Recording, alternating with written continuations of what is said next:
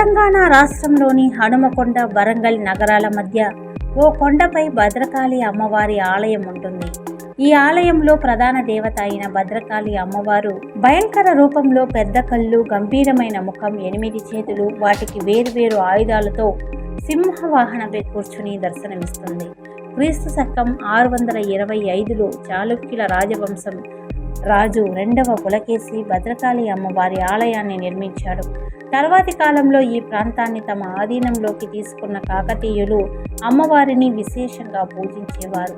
వారు ఈ అమ్మవారి ఎడమ కంటికి కోహినూర్ వజ్రాన్ని అమర్చారు. ఈ మనోహరమైన వజ్రాన్ని కొల్లూరు గనులు నుంచి వెలికి తీశారు. క్రీస్తు శకం 1310లో అల్లావుద్దీన్ ఖిల్జీ తన ఆధ్వర్యంలోని ఢిల్లీ సామ్రాజ్యంలోకి కాకతీయ రాజ్యాన్ని తీసుకువచ్చాడు. ఆ సమయంలో భద్రకాళి ఆలయాన్ని కూల్చడమే కాకుండా అమ్మవారికి బహుమానంగా అందిన కోహినూర్ వజ్రాన్ని దోపిడీ చేసి ఢిల్లీకి తీసుకువెళ్లారు.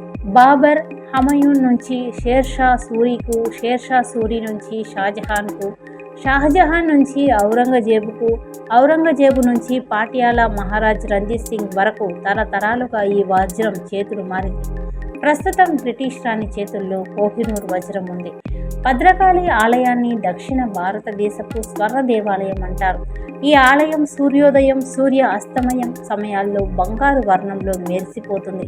వరంగల్ హనుమకొండ రహదారిలో కొండల మధ్య ఈ ఆలయం ఉంటుంది. ఈ అమ్మవారిని దర్శించుకుంటే కోరికలు తీరుతాయి. కాకతీయుల ఇలవేల్పుగా పూజలందుకున్న ఈ ఆలయానికి ఎంతో చరిత్ర ఉంది. భద్రకాళి అమ్మవారు నాలుక బయటపెట్టి రుద్ర రూపంలో కనిపిస్తుంది. ఈ విగ్రహాన్ని 9 అడుగుల ఎత్తు, 9 అడుగుల వెడల్పుతో ఏకశిలపై చెక్కడం విశేషం. ఈ ఆలయం దగ్గరున్న గుహల్లో ఇప్పటికీ సిద్ధులు ఉన్నారని స్థానికులు అంటారు. ప్రస్తుతం ప్రతిరోజు చండీ హోమం ఈ ఆలయంలో జరుగుతుంది.